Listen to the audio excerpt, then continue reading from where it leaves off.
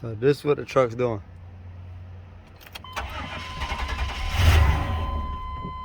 And it dives right back down.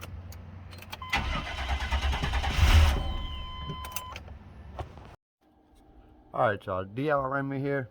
And today on my truck, when I need a Chevy, I'm taking out the fuel filter on it and show you one of the tricks. I saw this on YouTube, and that's how a lot of us learn stuff is by watching YouTube, and then we turn back around and help other people out with it. But anyway, something else I didn't find out on YouTube. But before I get there, all right, here's the fuel filter from that was in there. You got it taken out. You put a straw in there, and you can blow it. It's coming out some, but it's real constricted. So hopefully that was the problem. Got the new fuel filter here. This is the going outside right here. So you put on the inside for the going in. So it flows a lot better. Now, on the video I saw, the guy said it's a 20mm wrench to go around here. Well, I didn't have a 20mm. I looked around. It's hard to find. So anyways, I use my pliers. Pliers used every day at work. Harbor Freight right here. Got it done. Anyways, I was at O'Reilly's. Got it, looked up the difference between the metric for 20mm and what it is the standard measurement. That's gonna be a 13/16. So if you have a 13/16 wrench, it'll fit right there onto that. That's the old one. This is the new one, 13/16. Fit right on there. So there we go. Now of course you can't do it that way, otherwise you won't have a wrench no more. So it's gotta be like that. So anyways, hopefully this will get my truck to crank up and stay crunk up, because it's doing crank but no start. Y'all have a good one. Be blessed. We'll be back in a minute. Alright, so right here's where the fuel filter is going to go at. Remember, you look for your outside. This right here is going out. So the fuel tanks come from that side over there behind the truck, on the back of the truck. So anyways, this is going to be the inlet side. So you want to put it in there.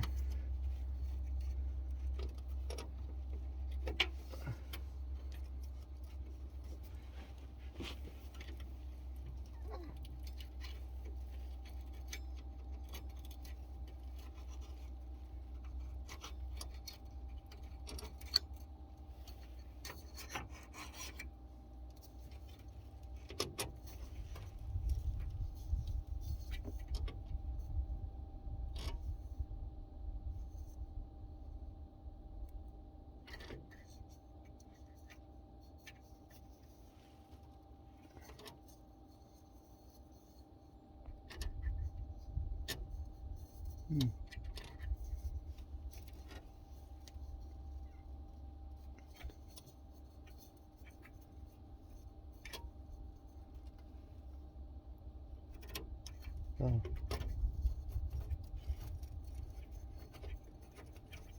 There we go.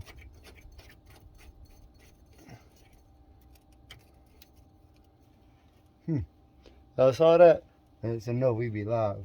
And also that we don't always know what we be doing.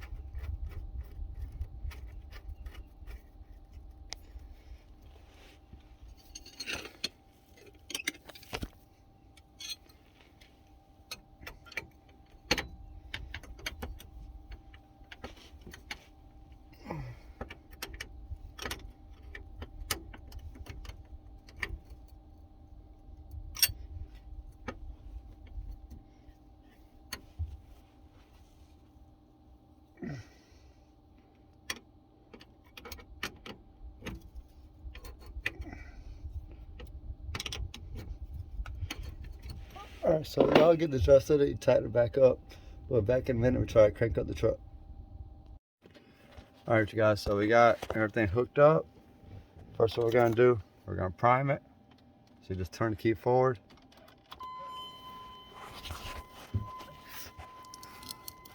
It's all wet right there from the gas, I think. So let it prime up some. We're gonna let it prime up again.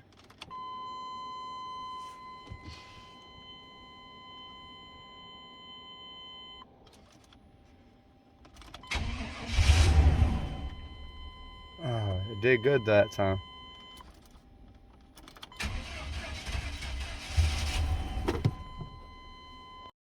Alright, so we got it running.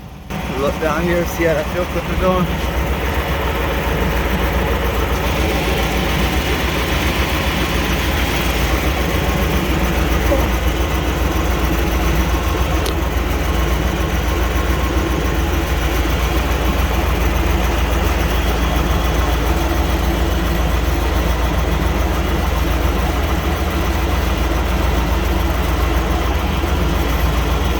Looks pretty good to me.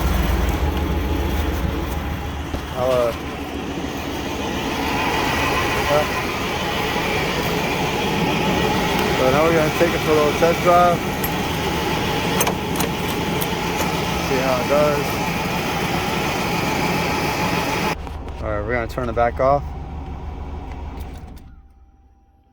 We're going to see how it does. Turn it back on. Oh yeah.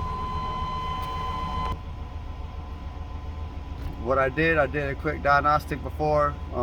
Check the fuel pump. One of the best ways to do that. Right here. Open up your gas tank, and if you got a funnel, you can hear it priming up. But if you get you a funnel, and put a funnel in there, it magnifies the sound of it, and you hear it a lot better. So the fuel pump was priming up, and then I came over here. I checked the fuse relay, or the fuel pump relay. This is what it looked like. They're universal. You can actually take the relay from your horn blower and put it in there, or you can buy one. I didn't buy one, but that wasn't the problem either. And so then I said, well, we'll check the fuel filter out. Sure enough, that's what it was. The fuel filter had been clogged up. Look how long I've been in there. The truck, 305,000 miles on it.